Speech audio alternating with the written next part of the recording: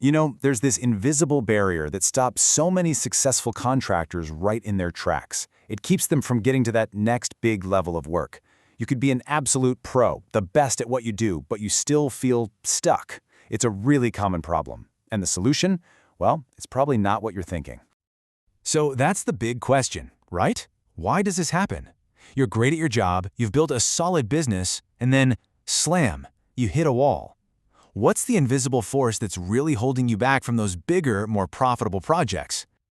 Hey, does this sound at all familiar to you? We're talking about established companies, right? Maybe you've got somewhere between 10 and 100 employees. You're bringing in a respectable 5 to 40 million a year.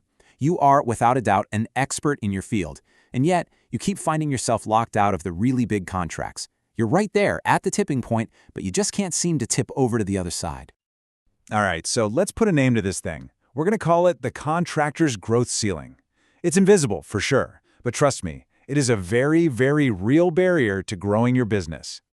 And here's the part you really have to get. This ceiling, it has almost nothing to do with how good you are at your trade, how well you can build or pave or wire something. No, this is a business system problem. It's the inner workings of your operation, not the quality of your craft, that's holding you back from that next level. So, when you're stuck under this ceiling, you're basically living with incredibly high stakes. Just relying on a good enough approach to how you run things, well, it creates this constant, nagging feeling that something could go terribly wrong at any second. This quote right here, this just says it all. It's that little voice in the back of every owner's head. It's that feeling, knowing that after all your hard work, just one visit from an OSHA inspector or a GC safety guy could completely derail a profitable project in an instant. And you can see right here just how fast things can fall apart. It's a total domino effect. A stop work order isn't just a little pause. Nope, it's the first domino. Then your crews are standing around doing nothing while your subs are still sending you bills. That kicks off project penalties and delays. And the very last domino to fall, that's the damage to your hard-earned reputation. So yeah, this is the stuff that really keeps business owners staring at the ceiling at 3 a.m. It's that constant worry about a surprise inspection. It's the frustration of losing a bid just because your paperwork doesn't look right. And it's that deep down gut feeling that your safety efforts are really just a patchwork quilt, not a real solid program. And this, right here, brings us to the big aha moment. See, most contractors are out there trying to solve the wrong problem. They're all focused on the paperwork, but the real issue, it goes so much deeper than just a bunch of documents and forms. This slide just lays it all out. There's a huge disconnect. On the one hand, contractors think what they need is a better binder, maybe some new forms, a quick fix for the paperwork problem. But what their business actually needs to break through that ceiling is a complete safety system, because that's the thing that gets you access to bigger contracts and, maybe just as important, gives you some real peace of mind. When you really boil it all down, this is what contractors are actually looking for. It's not about buying some software or a new manual, it's about an outcome. It's about having a capability that works just like an in-house safety department, one that protects your business and actually positions you for serious growth. Okay, so if that's the goal, to build that kind of capability, where in the world do you start? Well, the answer is in a pretty straightforward 6-part framework that lets you build a real program one piece at a time.